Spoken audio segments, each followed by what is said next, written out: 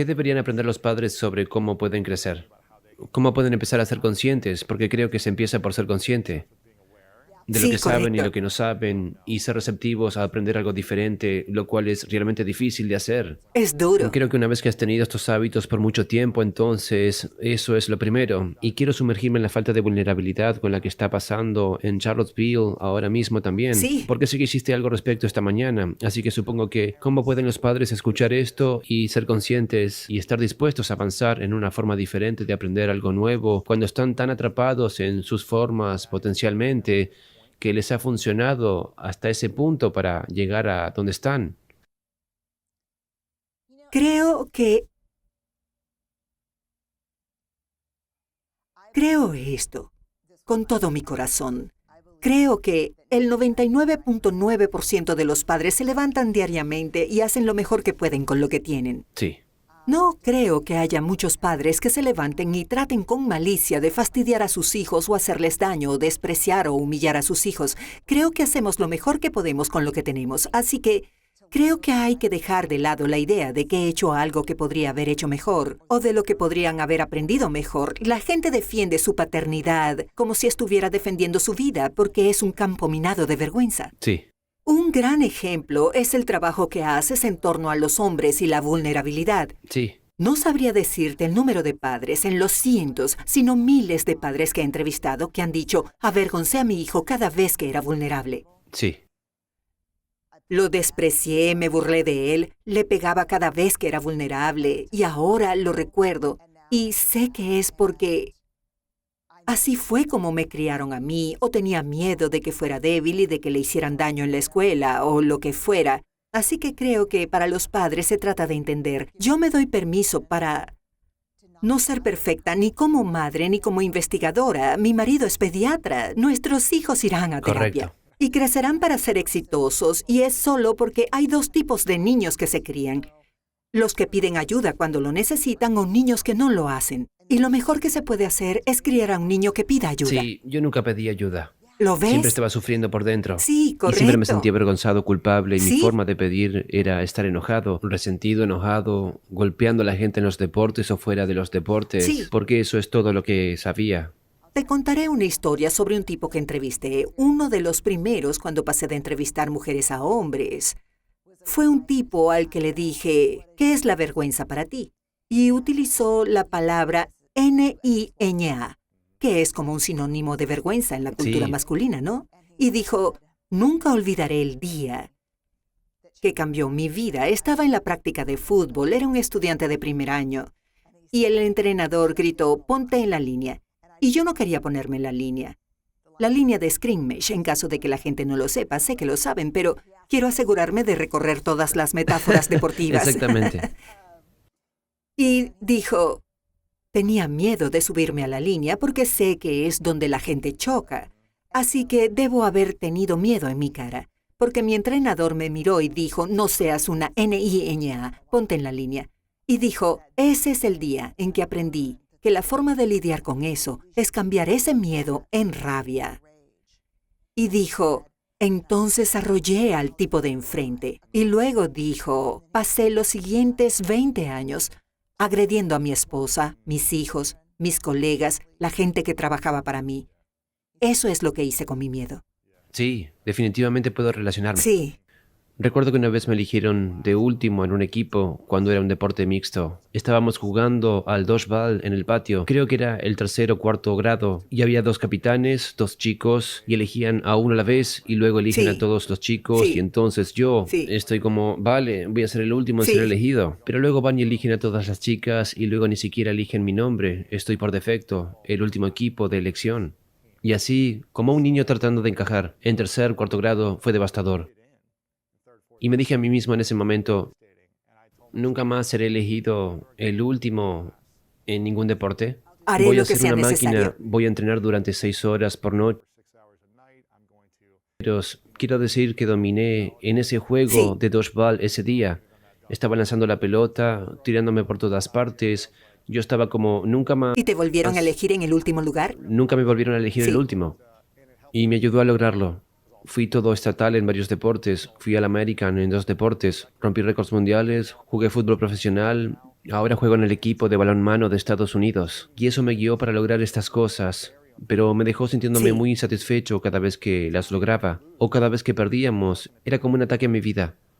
Cada vez que perdíamos en un deporte era como si mi vida estuviera en juego y me sentía como si no valiera nada, porque si no ganaba, eso sí, significaba que nadie me iba a aceptar o que no era lo muy bueno o iba a ser correcto. elegido el último o algo así, así que me lo tomaba muy a pecho cuando no ganaba y entonces me desquitaba con mi familia, mis novias, mis amigos, todo. Yo no sabía cómo comunicarme y todavía estoy aprendiendo y sigo siendo imperfecto cada Correcto. día, pero es como si no fuera consciente. Nunca hubo información sobre cómo conectarse o comunicarse y sentir que estaba bien o que se podía hacer, porque cada vez que se trataba de hablar de cualquier vulnerabilidad, como un hombre que crece Lo para entiendo. mí, era como si fueras una niña. O no seas una niña, o no seas una hembra, todas estas cosas. Creo que es muy difícil para mí, y especialmente para muchos hombres que crecieron solos, y sentir que pertenecen a un mundo aislado. Si no se van a unir a un grupo que se va a burlar de ellos o a despreciar a otras personas, entonces, ¿cómo nos quedamos solos cuando no somos introvertidos? ¿O cuando queremos estar rodeados de otras personas? ¿Cómo podemos? ¿Cómo pueden los hombres comunicarse mejor? ¿O sentir que Sí, está bien ser vulnerable? Porque antes hablábamos de que la mayoría de los hombres que conozco o con los que he hecho deporte nunca verían la charla TED El poder de la vulnerabilidad o nunca leerían libros tuyos y de Oprah porque hablarían mal de las mujeres líderes que intentan hablar de la vulnerabilidad.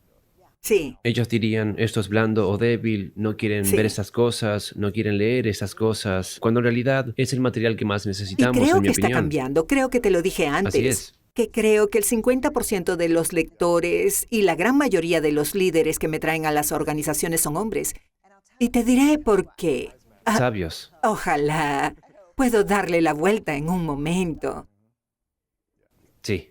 Así que esto es lo que solía responder cuando recibía una llamada. Oye, nos encantaría que vinieras y trabajaras en nuestro equipo de liderazgo. Vimos tu charla TED, es genial. Y yo decía, ¿de qué quieren que hable? Y ellos decían cualquier cosa menos de vulnerabilidad y vergüenza. Y yo decía, ¿Por qué? entonces, ¿de qué quieren que hable? Y ellos dirían, del valor. De acuerdo, entonces trataría de pasar como media hora explicando la relación entre la vulnerabilidad y el coraje, porque todos los hombres quieren ser ¿No es valientes. la vulnerabilidad del coraje? Exactamente. Así que solo ¿No es tengo la que hacer, vulnerabilidad del sí, solo poder? una pregunta para darle la vuelta al asunto, y es esta. La vulnerabilidad se define como inseguridad, riesgo y exposición emocional. ¿Puedes nombrar un acto de valentía en el que hayas estado inmerso o del que hayas sido testigo que no haya implicado riesgo de incertidumbre y exposición emocional?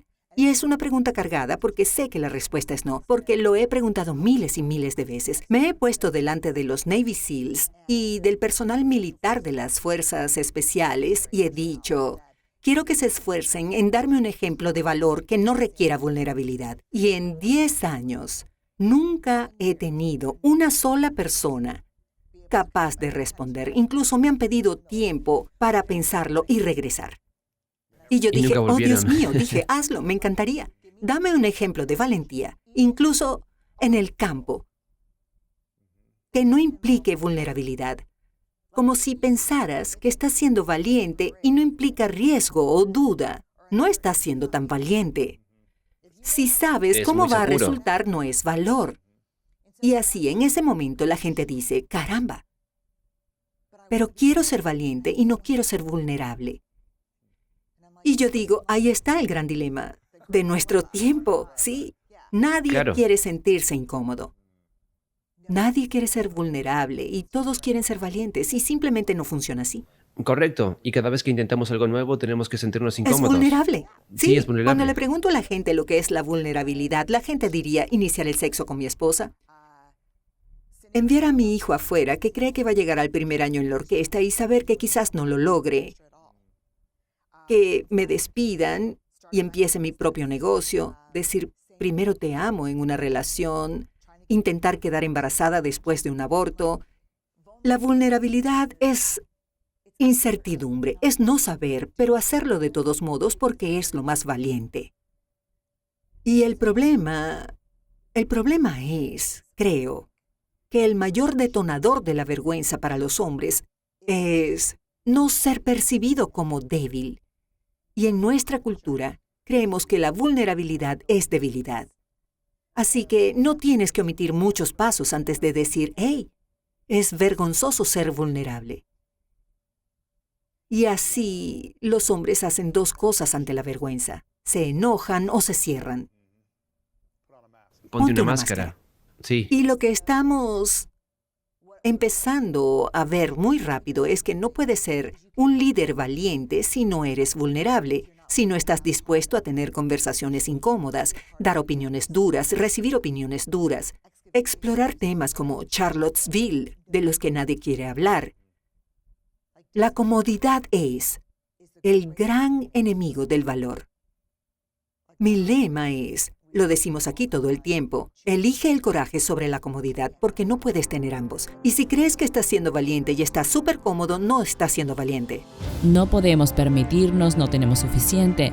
Y el dinero llegaba a mis manos, se me escapaba de las manos, las cosas se rompían, porque tenía esta creencia de que no tenía una cantidad abundante de dinero y que siempre estaba en la lucha, y eso vino de mis padres.